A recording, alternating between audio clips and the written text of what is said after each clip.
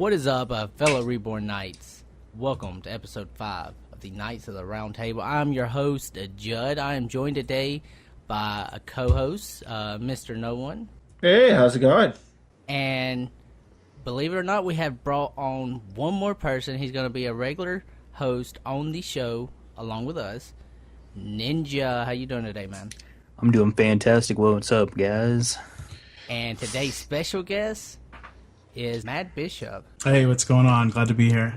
So, Bishop, what do you do for RK, man? What's your role? So, primarily, my role has been more with Armor Studios and working with the creative team on designs, managing projects, those kinds of high managerial things for Armor Studios. But I guess I'm involved with the Reborn Knights just because I'll do some streaming and occasionally and hanging out and helping out where need be. I created some contracts and helped with some I guess managerial kind of business structure things. So yeah, that's kind of my role.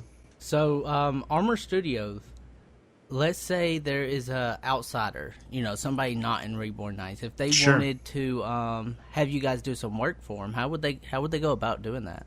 Absolutely. They can go to our website. They can check us out on Twitter at Armor Studios, and our website, which is armor-studios.com. And we have fantastic designers who are able to create logos, everything from vector-based graphics. So like I was saying, incredible logos, mascot logos, to social media designs, headers, anything you can imagine, any kind of graphics, any kind of work you'd need. Yeah.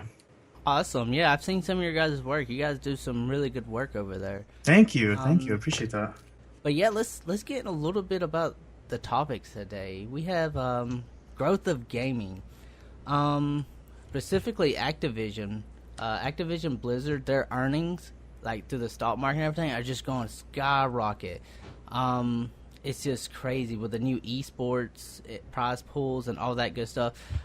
Yeah, so I do some investing on the side, and I was really looking at Activision Blizzard's earnings reports from this past quarter 2.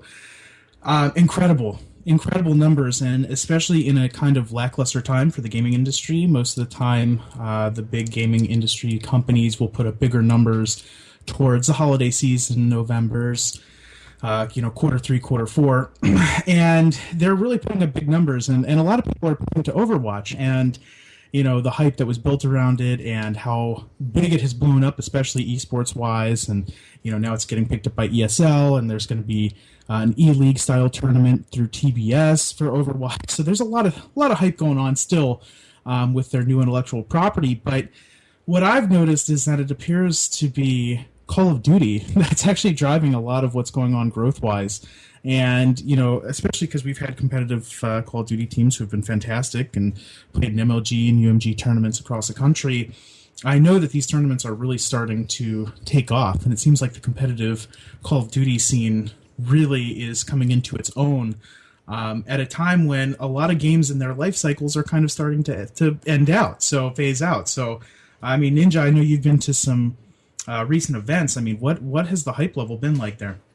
I mean, it drastically it changes from game to game, but I do know that over the past several years that I've been going, definitely been able to tell that the prize pool obviously goes up, which means that more people will be coming in. I know that one of the big changes recently that kind of turned off a lot of people was turning it to where it's 18 plus. Which I do know, the big reason why they're kind of doing that is to not necessarily cut back the amount of younger youth being in the competitions, but I think in their mindset, more or less trying to bring it towards, I guess, more of an older crowd, and try to bring it more to a mature, I guess is where I was kind of going with that audience. And, but the prize pools has been continuously going up over the years, and there has been more and more tournaments and stuff that's going to been happening with bigger prize pools and more people entering. But the big issue that I've been seeing recently is the fact that there's been less and less of them over the past couple years, but every time that they do one, it's what the prize pool would be for 2 normal tournaments. Interesting. A good example would be like, last year, or I think it was last year, there was UMG and MLG tournaments that was going on. This year, specifically, Call of Duty has been signed a contract with MLG to where MLG actually hosts all the events this year. Right. Which means on the downside, there's going to be less of them, which there's only been 1 so far. 2 so far, which normally by this time with like UMG or Michigan Esports or something like that, there would have been several of them. Not to say that, Michigan Esports and UMG did anything wrong, or that they went about it the wrong way, or they couldn't even, not saying that they could not even host their own tournaments and stuff, but the bigger prize pool tournaments and stuff like that with MLG was limited to how many that they can actually produce per year through the contract that was with Call of Duty. I think that with this new release of Infinite Warfare, unfortunately, I think it will. I feel like it's going to bomb, and I think it's going to bring the stock price just a little bit lower. Really? Yeah, that's exactly what I feel like. I mean, like you said before, it keeps on constantly growing with year after year after year. It's because the games are getting better and better and better. Then you hit the stalemate of Ghost, and then it slowly started declining. But that's where Overwatch comes in to bump it up a little bit more on the pricing for the stock market. So right. I think Overwatch is pretty much the savior right now because everybody's seeing Call of Duty trend going down a little bit more. But yeah, another thing about the 18 years old, I always honestly thought that the reason why most of the tournaments were 18 plus is because of the prize pool money. Because I believe in certain states, or as a matter of fact, throughout the nation, that you got to be at least 18 years old to gamble, let alone you got to be 18 years old or older to receive a much bigger prize pool, or a prize check. Yes and no. I mean, that's part of it, but the other part of it was the legal applications that if you were under the age, you had to sign a waiver.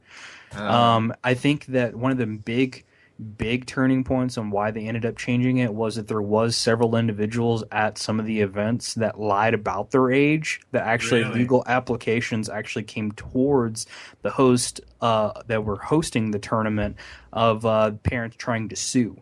Oh, okay. That makes so much more sense. If I'm not mistaken, I don't even think you can.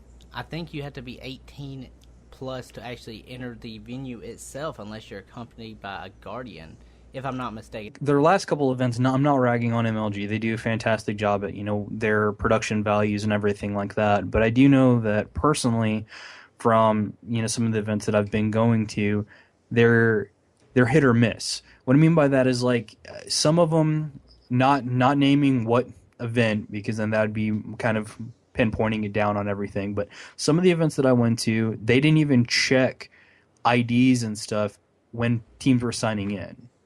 Like, that's one of the big things that you're supposed to do to, not only to verify you say who you say you are, but to make sure that you actually are over the age of 18 since it's an 18 plus event. I mean, it makes sense, but there's been events before that I've been to that they didn't even do that. That they, check the bags of stuff at the door, which is fine. I can fully understand and respect the reason why they do that. But then there's some events that they'll just wave them right through.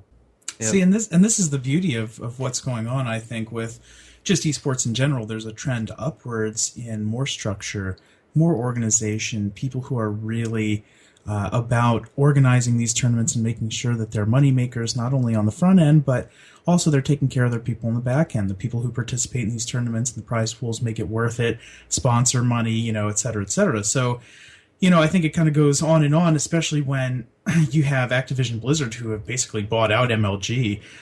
For all intents and purposes, they own MLG. So, this is a very interesting time to be looking forward, because you have a game developer that owns, kind of the rights to their own esports tournaments. I kind of wonder. I mean, obviously you see it with League of Legends and the, championship series and things like that, because that is obviously a Riot tournament. But or right, seasons. But I think it's interesting. Are we going to see that kind of convergence on, these esports companies or esports tournaments being kind of run more by the actual publishers of the games themselves? To keep that organization, keep those production values high. I think that's going to be an interesting trend to watch out for. I mean, I would love for that, though. I mean, because there's been events before in the past that there was a lot of technical issues, Sure. whether it be with the game console or, equipment.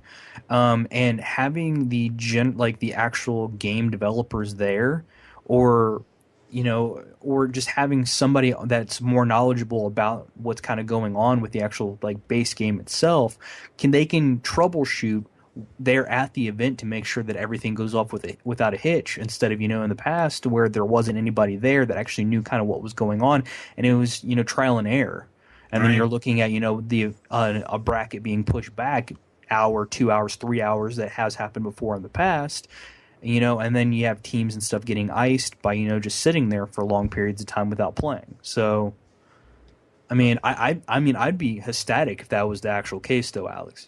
Yeah. We'll be moving on to the next topic here. Microsoft. Everybody knows who Microsoft is. They have partnered with a new streaming website. It's not even new. The streaming website's been around for about a year. So it's kind of new compared to Twitch and the YouTube gaming and all that. But it is called Beam. Now, Beam is an interactive streaming service. It has lower latency, meaning less of a delay. For example, when you're streaming on Twitch, you say something, and it normally takes, I don't know, probably, what do you say, Noah? About 8 seconds, 9 seconds for your viewers to hear it?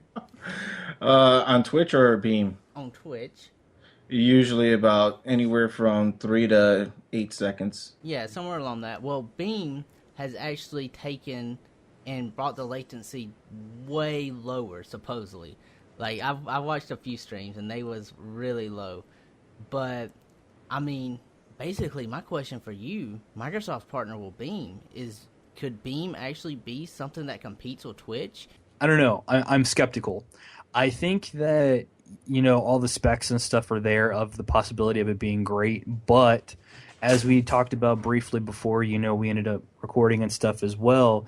The issues that I end up having with it is that a lot of the Microsoft products, like your computer, the Xbox, your tablet, whatever it may be, automatically has Twitch already on the apps and applications already pre-downloaded. So does that mean that with this new partnership, you might as well just say, them buying out this company, does that mean that they're going to be completely moving away from all the products are not going to be, be able to be used?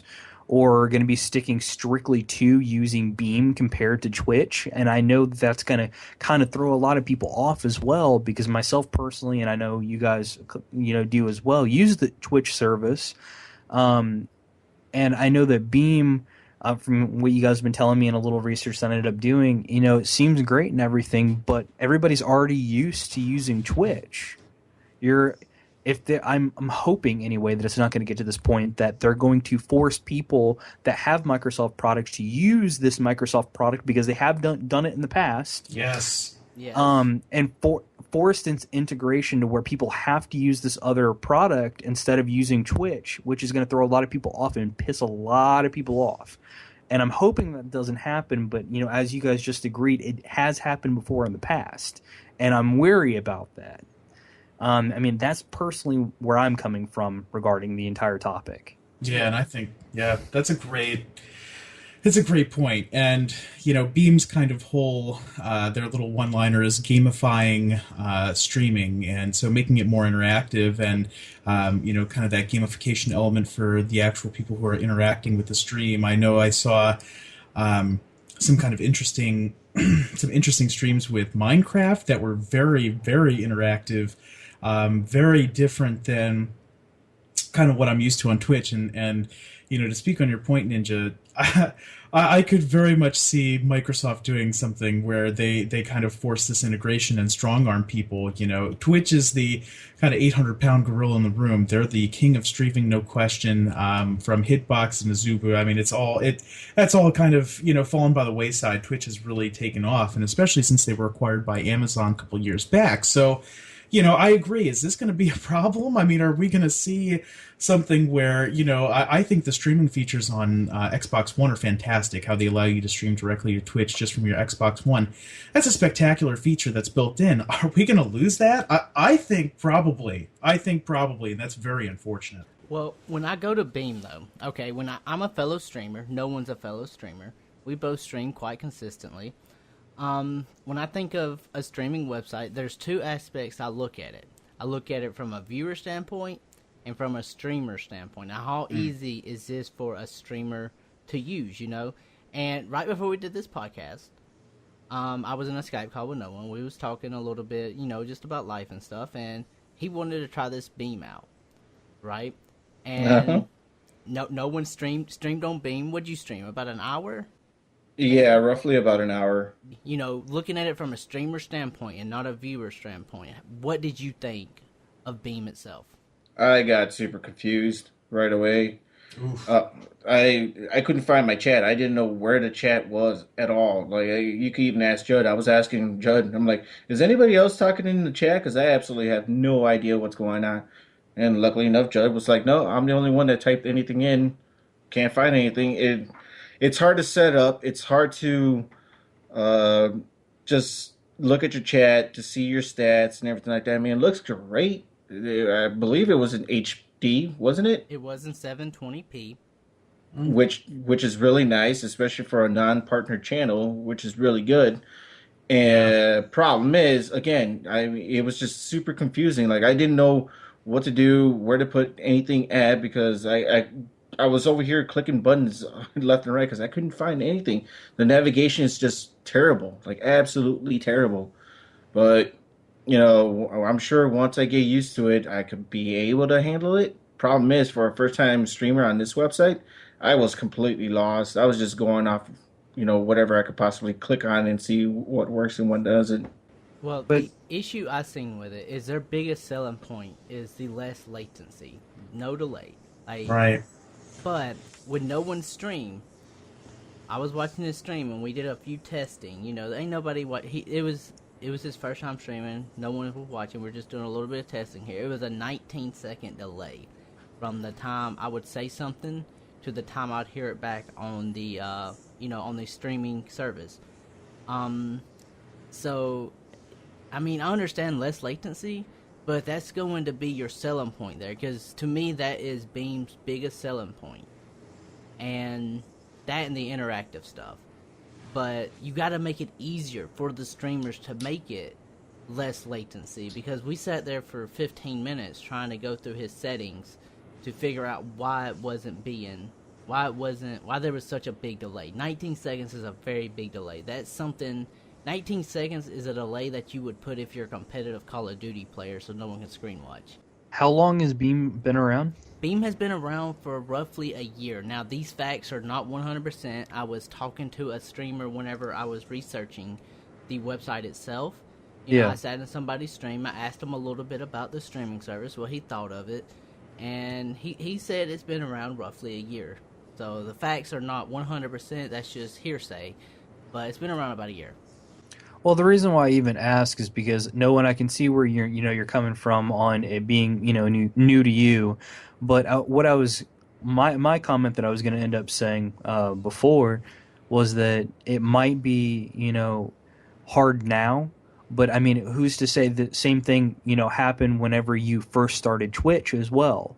That it might be hard now, but it might be easier over time, as well as it might be kind of weird now and might have its quirk or issues with the operating, or you guys were talking about the delay. Who's to say with the new merger and everything that just was announced, who's to say that they're not going to fix these issues? I mean, it could be something completely great. Not bashing on Twitch or anything like that, because I enjoy Twitch, but I'm trying to think on the devil's advocate on both sides of it, and it could be a possibility that it could be fantastic. It could just be they're trying to work out bugs right now and they could end up fixing it, but what do I know? I'm not the developer. It could be months from now that they decide to finally do something about it, or months from now they decide not to do anything at all. Yeah. I mean, that's kind of, the issue with, some of the, games and streaming service and apps and stuff. It's hit or miss. You honestly don't know. Now, here's my question. This is basically directed at Bishop, just because I know he's into the whole stock market thing and all that, and that is not my territory. That's not me. But, Microsoft partnered with Beam. We've seen this before. We've seen it with Twitch. Twitch was a well-established streaming service. It used to actually, correct me if I'm wrong, it used to be called Justin TV. Correct. Then it went to Twitch, and Twitch was, really decent size, and then Amazon picked them up. Yeah. And it just skyrocketed from there. Like Twitch has, I think Twitch surpassed what they originally had the idea for. Like, I think it went completely over the top of what they originally thought that this website was going to be. Like, it just skyrocketed. Now, do you think this could happen with Beam when it comes to, stock prices and stuff like that? Because Microsoft's a big company. They're not small.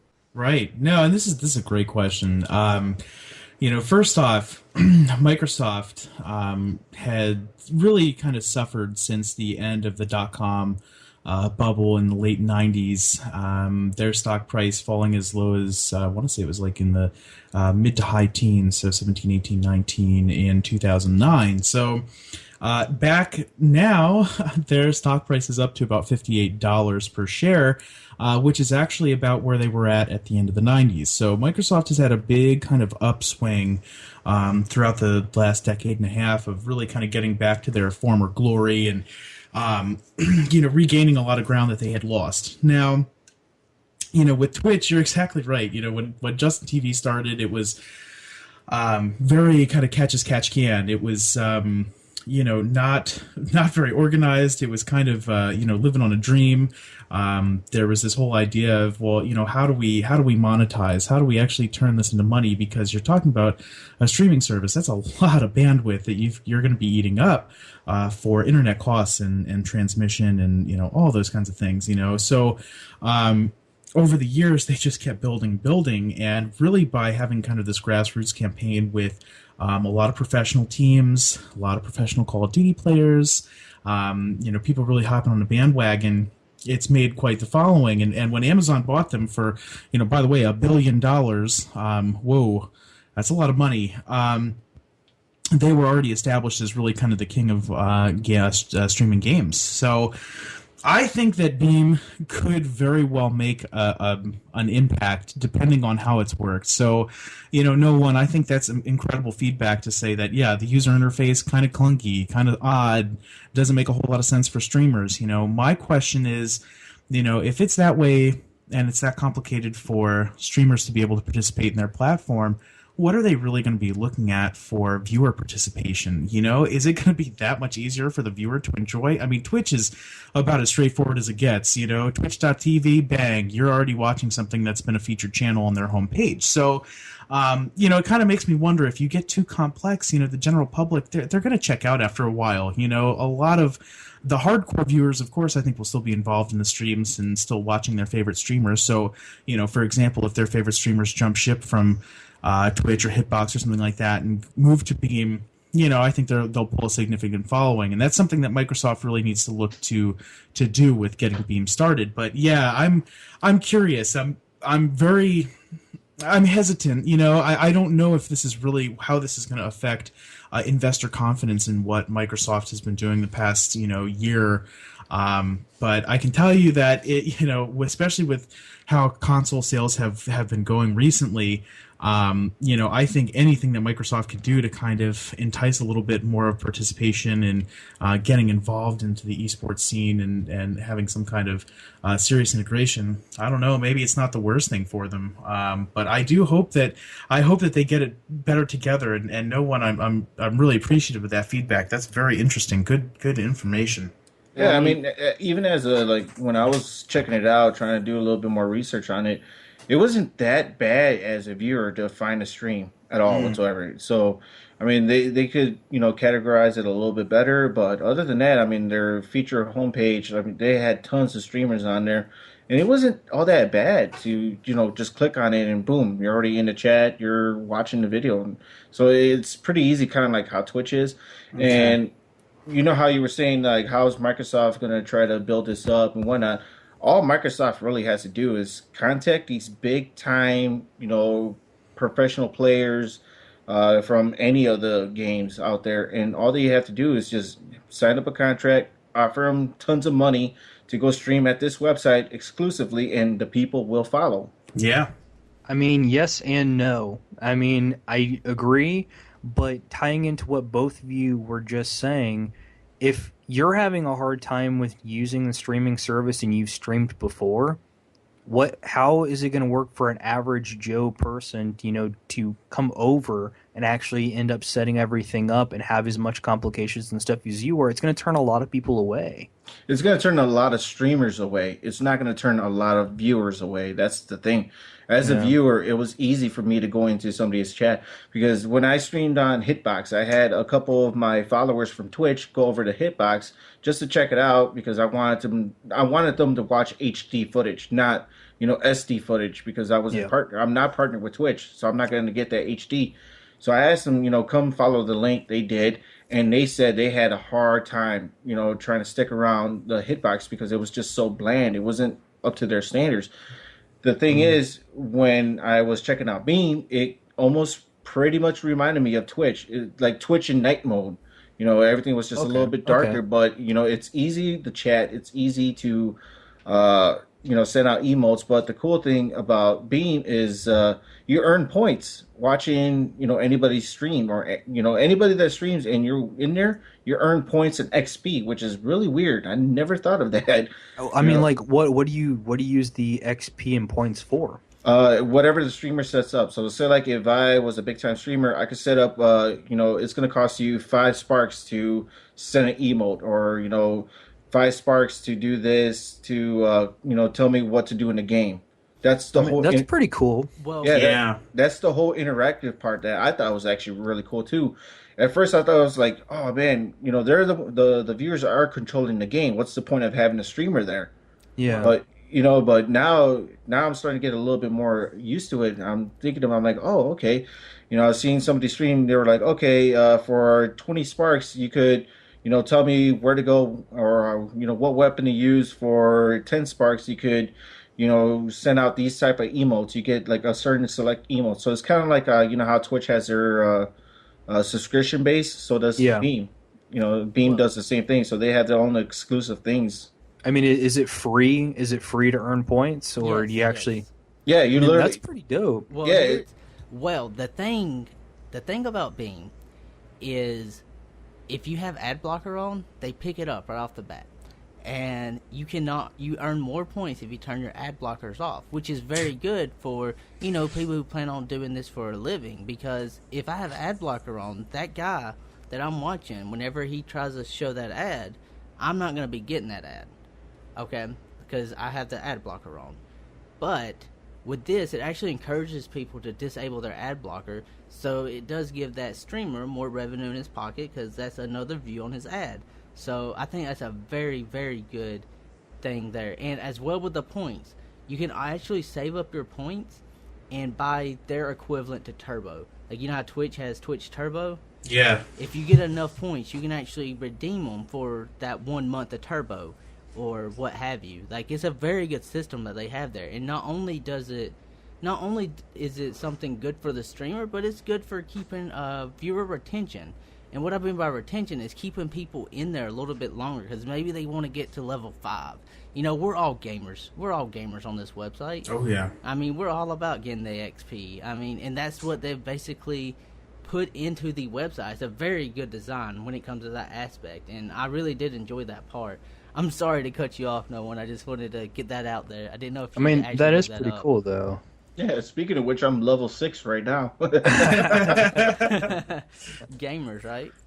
Well, and a service that I always loved from Twitch that I thought was fantastic was, even if you weren't a partnered streamer on Twitch, if you had GameWisp, fantastic platform, similar to a subscription service based with with Twitch, but it's just kind of a separate website. You could subscribe, almost like a Patreon style kind of subscription. Get extra content, get involved in more contests, more giveaways, things like that. But I'm very enticed by Beam. I mean, this sounds very interesting, and I know that we had been talking about this earlier in the week, and I had done some research on it.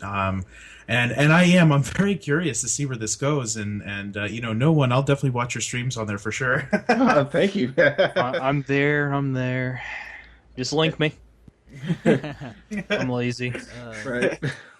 No, but I watched it quite a bit last night, just doing my research, asking questions, and it's not a bad website. The biggest issue I had with it wasn't even me. It's more like no one was having a very difficult time getting the latency down. It wasn't too easy, and I'm the go-to guy.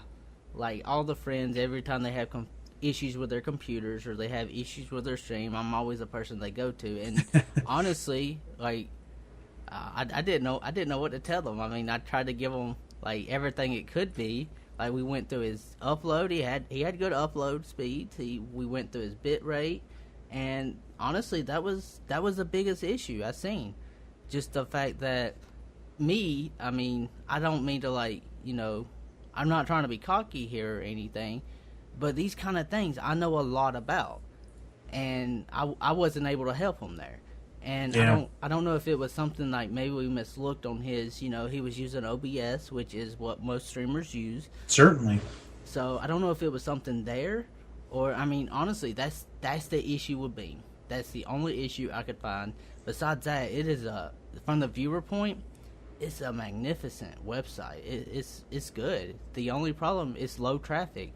The highest game. Now, this wasn't a stream. This was a game. Had 284 viewers. That was the top game on the list, and it was Minecraft. Well, there actually is one more feature of this website that no one failed to mention. It slipped my mind completely, but they actually have it set up so, let's say the Reborn Knights, let's say Ninja and Jonesy decide, hey, we're going to do this awesome stream team, right? We're going to do this amazing stream team. Well, they actually have it where you can set that up, where you can have multiple people streaming on their own channel. And then, let's say on the Reborn Knights channel, instead of hosting like you would on Twitch, it would actually show the person that you choose, and you can actually have it rotate. So let's say Optic has their channel, right? And you have Formal streaming, you got Crim6, you got Scumpy, and you have Karma. They're all four streaming at the same time. Well, you go to the Optic channel on Beam, and it will actually rotate. Like, you can set it for however long you want it to rotate. So, like, if you wanted to rotate every 5 minutes, you'll be watching Scumpy, and then 5 minutes later, you'll be over here watching Crim6, and then 5 minutes later, you get the gist of it. And I think that's actually a really good feature, for competitive gaming, stream teams, and stuff like that. So, like, if you wanted to do, let's say, a 24-hour stream, and you was doing it among 4 streamers, you could have it set up where this streamer is streaming for 6 hours, and then it automatically swaps to this other guy's feed as soon as it hosts them. And not only does it swap it on there, but the person streaming doesn't have to swap channels, restart his stream. Because when you restart your stream, you lose viewers. It always happens. Oh, yeah. And he doesn't have to restart. He doesn't have to do anything. He just keeps playing. And then the chat of whoever is hosting, I guess, would be a good term, will actually show up on the other guy's chat as well. So very good platform when it comes to that aspect, and that's something Twitch doesn't have. And also, one thing I did notice, and I forgot to mention, I don't know if it's gonna be annoying towards the longer run, but I thought it was pretty cool, was the announcements. So when Judd followed my stream, there was an announcement in the chat saying Judd just followed. Oh, without having to worry about, like, all the different little features that you would have to plugins you'd have to download. It's automatic. It's automatic. It goes right in the chat. So when Judd followed, Cool. and you can also set up a custom message. So, like, right now I'm looking at it. If you want to share this video, so say, like, if Judd shares the video, it says, I'm watching Mr. No One's awesome stream, come check out, here's the link. Like, it will do that automatically. Or say, like, if Judd hosted me, he's like, we're not hosting Mr. No One, and it will say in the chat. I thought that was pretty cool. Does that also mean that it's easy for people in chat to actually share it? Is there like an easier like click and share button with whatever kind of whether it be you copying the code or actually like posting it up on Facebook, Well, Twitter, or whatever? here's the thing about it. The way I signed up for the website is it says sign up with Twitter. Mm-hmm. So I didn't like making an account was real easy. All I did was link it to my Twitter. It was easy as that. It's like, do you want to? It's like account make, sign up or whatever, and then it had link with Twitter or link with Discord. Discord, yes. And I click link with Twitter, and it was done. So I don't see why they can't incorporate that, considering I signed up without putting any information in. All I did was click a button that said link with Twitter, and I chose my username.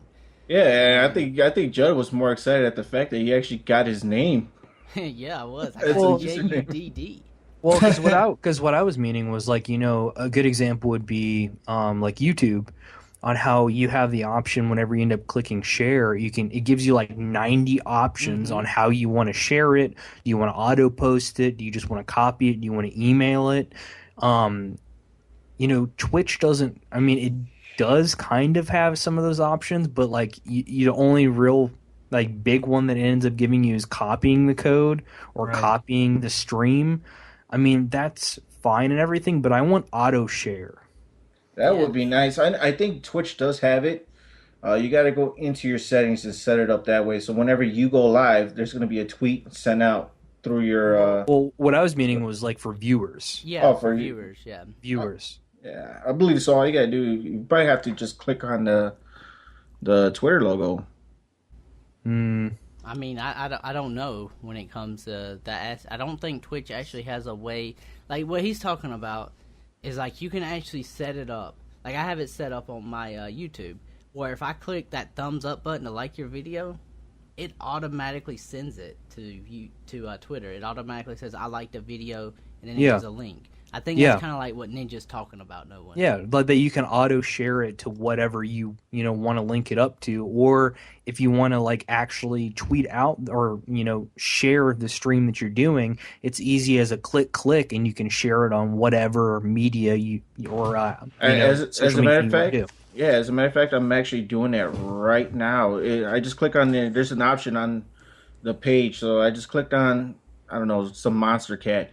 It says share in embedded or whatever it says. So it says share. Yes, it does. I clicked on share. Now it says share via Facebook, share via Twitter. I'm going to go ahead and click on Twitter, and it automatically does it. There you go. Boom. Just tweeted that is it out. Something Twitch is lacking that Twitch could do a better job on for sure. And it's a lot easier to host as well. So say like if I want to host this guy, all I got to do is just click it and click on start hosting, and bam, done. Well, actually, Twitch has that same feature. No one, you just has to be partnered. Well, there's another positive though. I mean, you don't have to be partnered; it's free. Yes, I mean, there's a lot of good things about this website. It's not known. Like I was reading Game Informer. That's how I found out about this, and I read it, and I had never heard of Beam until that came up, and I actually never checked out the website till last night. I heard about this on Monday or Tuesday, but I had things going on. But Friday nights I like to spend the whole night preparing for podcast, and I looked up Beam and I was intrigued. I mean, it's a good website. It's starting to grow on me. The more I look at this, the more I'm starting to like it. And literally, this is how many viewers there are for Call of Duty Black Ops right now. 5. Wow. Like that I said, is it. Very low traffic, but Microsoft can change that in a heartbeat. Well, and that's the thing. It's one of those things, especially for maybe emerging streamers or somebody who might be new to streaming. It could be a great platform for them to say, hey, let me jump on here, let's get it going. Maybe I can start getting a following of my own and drive some traffic. Yeah, and okay, I'm definitely switching over now. I'm pretty much convinced. Well, I'm literally checking everything out. They got tabs. Your homepage, you have tabs. It says all streamers, rising stars, new streamers, stream teams. So I just click on Black Ops 3. You click on Rising Stars. It shows you who's the rising stars on as being what is it? Man, I'm losing my train of thought. Anyways, since I'm a new streamer, you click on the new streamer tab, my name will be up there. if I'm streaming Black Ops 3. Well, Wow. with them tabs, I mean, that greatly helps me on my viewing aspect as well. Because when I watch Twitch, there's very few big Twitch people I like to watch. I like watching Formal, I like watching Sharp, Yeah. and I like watching Nick Merckx. Them are my big streamers I watch. And I don't watch them constantly. I just tune in every now and then. But the bottom of Twitch is where you find some of the best streamers. And you know what I had to do to get there? I had to scroll all the way to the bottom, wait for things to load. It takes me 10 minutes to get to the bottom of, Call of Duty, who's streaming Call of Duty. Now, let's say Beam becomes big, it becomes the next big thing, and it takes forever to scroll down. It's not going to, because there's a tab saying, hey, new streamers. So, I can find somebody with 0 views, 1 views, 2 views, because them are some of the best streamers. And I honestly don't know if you've noticed this, Judd, but if you hover over any of the previews, it gives you the guy's live stream. So if you hover over a thumbnail, it'll show you what's he doing right now. Wow. That is actually really cool. So like right now, I got 2 guys pulled up. One of them is not playing, so I'm not going to go ahead and watch it. I move my cursor to the other guy, and I see him playing. Okay, I want to watch this guy that's playing, not the guy that's sitting out. True. That's really cool. Okay, I can dig this. But I mean, That is cool. I mean, this is so we got these facts. You guys are more informed about what Beam is now. So let me ask the question again. Do you think this could be a Twitch killer? Could it compete? You know what's funny? Coming into this, absolutely not. Okay, just completely honest here. No way. I had not even considered that there would be somebody else, because I had always just assumed that, any heir to the throne of the streaming king was already out and available. YouTube taking a crack at doing live gaming streams, and I just thought, everybody's kind of just doing things in the same mold. They're following in the footsteps of Twitch.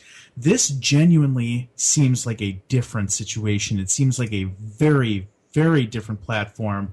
Incredibly quick. I mean, I'm surprised. I'm surprised that my opinion has changed. I think this could actually become a very realistic challenger to Twitch if it really is, more user friendly, and you have charts that you can check, and you can find new streams and new people who are streaming, who are new streamers or are trying to build a following. I'm surprised, but my opinion has slowly changed. And to be honest, I would hope that, maybe in a future version of our podcast, maybe I could hop on and I'll come back in a couple months and we can do another review of this and say, hey, where did Beam go? Where are we at right now? Yeah, that definitely works with me. I mean, like, even my view is slowly changing. I mean, it was starting off bad with the whole user interface, but now, like, as a viewer, it's a lot easier than I thought it was going to be to find a streamer or anybody for that fact. Yeah. Ninja, what do you think? Do you think it can compete? I mean, I'm still sticking with my guns. My only thing that I'll end up bringing up the same conversation and topic that I ended up bringing up before is that everybody's already comfortable with using Twitch, and how a lot of programs are in computers and consoles and stuff like that already use Twitch and are already completely comfortable with it, and then moving somebody over to something completely new and starting over from scratch, a lot of people are going to be turned away by that. But do I think that it can compete? Yes. If people ended up, giving it a chance, hearing what, we're talking about in here, and then trying it out for themselves and going into it with an open mind and willing to try something new, yes, I think it can completely compete with Twitch. Well, yeah. My opinion, I think it can compete, but I think what they need to do is they need to take the route MLG.TV took. Okay, MLG.TV was not a very big streaming service. It's still not the biggest, but that's just because a lot of the streamers were unhappy with MLG TV. You see it with a lot of people. Like Nate Shot. I mean, he threw this big party whenever he was able to go back to Twitch, whenever his contract was up. I mean, a lot of people didn't like MLG.TV, but the way they built it was, hey, let's contract Scumpy, let's contract Nate Shot, let's throw this contract on Big Timer, let's throw this contract on Sharp, because Sharp was in there, and Optic Midnight, and that is the way that MOG.TV was able to get more traffic in on their stream, because most people don't even think of MOG.TV as a streaming website. When you think of MOG, you think I'm either going to watch competitive COD, which people don't do that no more. They watch it on Twitch because it's now available on Twitch. Now, last year it wasn't on AW. But I think that's basically the route Beam needs to go. But they don't need to make the mistake MOG.TV did. MOG.TV made it where it wasn't... It kept your streamers unhappy. That's what MOG.TV did. So if Beam could get their version of Nate Shot, could get their version of Big Timer, and able to keep them happy, that's when I think Beam could compete with Twitch. Honestly, my opinion. Yeah, that's a good point. I think that's a very good point, you know. And it seems like they can kind of attack it from both angles, kind of the new, the new streamers coming into the whole service, and also with maybe, throwing some money around. You know, Microsoft has some money. This seems like a very smart acquisition for them. I know that I believe the CEO of Beam, and I could be wrong here, I think he's like 19 or 20. He's young. Yeah, he's very young. He's young. So, you know, he's really kind of challenging the mold and breaking the mold from, you know, what we've seen traditionally with the other streaming services that are available right now. So, this is cool, and I'm definitely going to keep a very close eye on this. I think I'm going to try it out myself, probably with Heroes of the Storm, because I love Heroes of the Storm. So, I'll have to do that. Yeah, I mean, I really am digging it, and I'm liking the fact that it's not oversaturated either, because, like you said, Twitch is on every single console now. Xbox One, boom, you're able to stream Twitch. PS4, you're able to stream Twitch. Twitch is literally everywhere. I think even some mobile games are streamed straight to Twitch now. Yeah, you're right. You know? And I think with this, like, you actually have to put in work in order to set up your stream. So not everybody and their grandmother could stream onto Twitch. Or, sorry, not everybody and their grandmother could stream onto Beam, unlike Twitch, where everybody and anybody could stream onto Twitch. But when you bring up that point, it's like we was talking about earlier. Microsoft is now partnered with Beam. Microsoft owns the Xbox. Microsoft owns a lot of owns Windows. I mean, this is something they can very, very easily incorporate onto PC, onto console. Because, I mean, they don't have to ask permission because, I mean, they own it, you know? So, I mean, that's a good point right now. But I think to really assess this, we just got to give it time, you know? Like, it's like Ninja was saying, are we going to lose Twitch on Xbox? If we lose Twitch on Xbox, where you don't have the ability to stream anymore onto Twitch on the Xbox, you have to stream onto Beam. Some people, you have two streamers. You got people who enjoy streaming. You got people who's trying to make a quick dollar. Right. And the people who enjoy streaming, they're going to stream to Beam if that's the only thing they have access to. So, I mean, it could still get oversaturated if they take away Twitch, and that's another point. Would it be in Microsoft's best interest to get rid of Twitch off the Xbox One and add Beam? Because at that point, they're now bringing people onto their website to watch their people who's streaming from the Xbox One at Twitch. They're taking viewers away from Twitch to Beam if they do that. Like, let's say I have a big following and I stream directly off the Xbox One platform. Now, if I have this big of a following and they take that away from me, I have two choices. I gotta go spend, $500, $600 on a new computer, and then I had to spend, money on a capture card, money on a mic, and all that crazy stuff. Or I can stream to Beam and bring my viewers over. Right. I mean, who's to say Microsoft doesn't do that? What do you guys think it would be in Microsoft's best interest to actually take away Twitch off the Xbox One? That's a very tough question. I would say at this point right now, I don't think so. That being said, being on Xbox One and watching, I watch a lot of Twitch on Xbox One actually.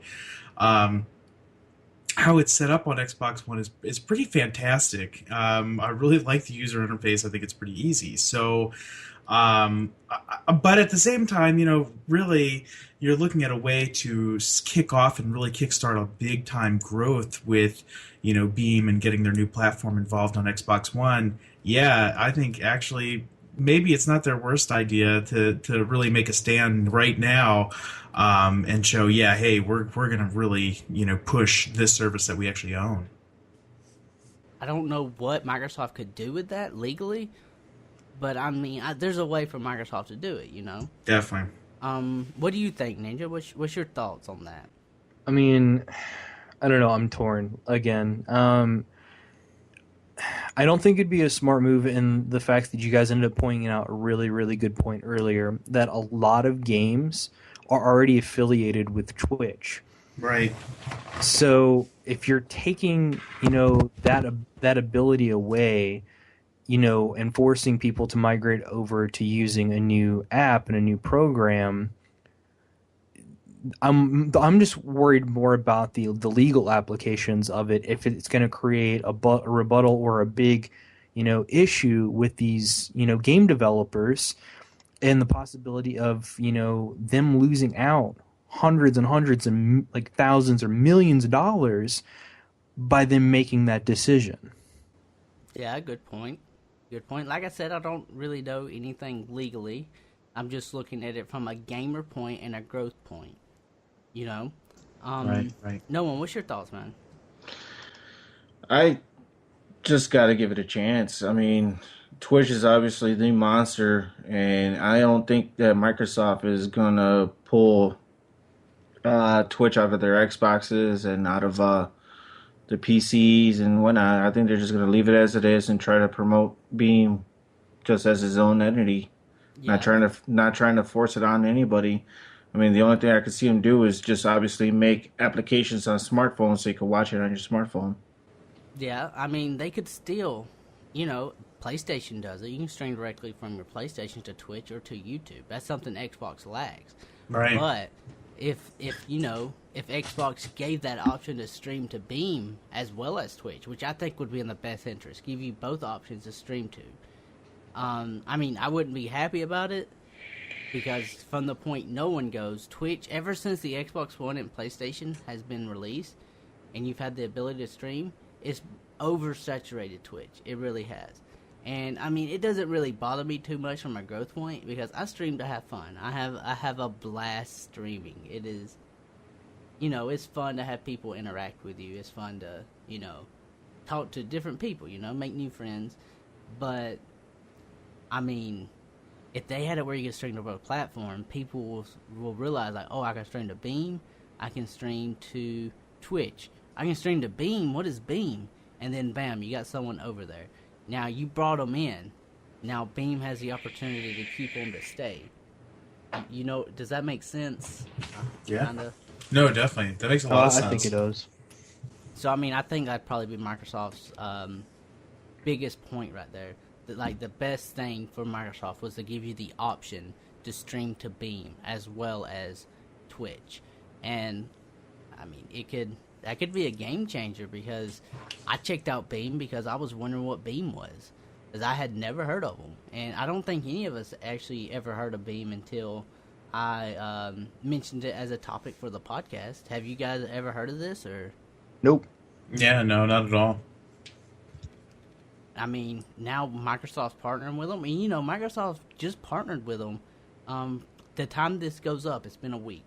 It's been a week from the time this podcast goes up. Right. And they ain't had time, to promote and everything. So I think people will be hearing about Beam very soon because Microsoft, a lot of people still use Windows Explorer. And, I mean, right there from the search bars and stuff, they can incorporate Beam right there. Yeah, and I think people's gonna wonder what it is. Go ahead. Well, I was I was thinking, definitely, it's becoming more and more clear that we're going to have to revisit this topic. I think that this is a very much wait and see kind of approach that we're going to have to take and really assess what their impact is going to be. whether it be with the streaming community that's already existing on Twitch, or pulling in viewership, pulling in actual streams, pulling in partnered streamers on Twitch. So I think it's definitely something that I will definitely be looking out for. I'd love to be involved in another podcast, maybe in the next couple months, where we can kind of take a look back and say, hang on, maybe we've got some numbers here on, when we first reviewed this, there were only a couple hundred people who were, really involved in, maybe a specific game. But now, okay, look at the growth, look at how many people are starting this now and what has changed since, we did this podcast to then. So that would be my idea. And of course, I also want to be a guest on this podcast again. So, all right, guys. Well, that's going to do it for this podcast. I really did enjoy doing this for you guys. Ninja, I want to welcome you officially to being one of the knights of the round table. What? I really enjoyed having Ninja on here. He does a very good job of preparing. But yeah, Ninja, if someone wants to contact you, how would they do it? I mean, the best way would be just be ninja at rebornnights.com, or you can hit me up on my new Twitter now, RK_ninja. Oh, man. Ooh. Oh, man. Official. Ooh, official. One more question I have for you, Ninja. What up? We have got a website, and if somebody would want to be a part of this podcast, Yeah, what you go over to rebornnights.com and just head over to the Join Us tab, which is up at the top corner, or top of the page. It's like 4 or 5 little tabs over, and you scroll down, and then right there at the very top of the form, you can say you want to join the next podcast.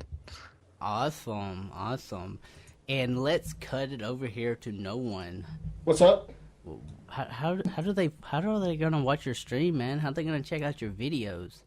The links are going to be in the description below. If you guys want to follow me on Twitter, it will definitely help out a lot. It is at Mr. KNO1. And that way whenever I post a new video on YouTube, whenever I go live on either Twitch or Beam now, it will be on there for you guys. Awesome. And let's cut it over here to my man, Mad Bishop. Yo, man, I want to follow you on Twitter. Yes. And all that stuff, and I'm gonna get some graphics. How am I gonna do this, bro? Yes, definitely. So I am at and Mad Bishop. The I is a 1, because I was not that creative. So at Mad Bishop on Twitter. You can of course find me on my website, themadbishop.com.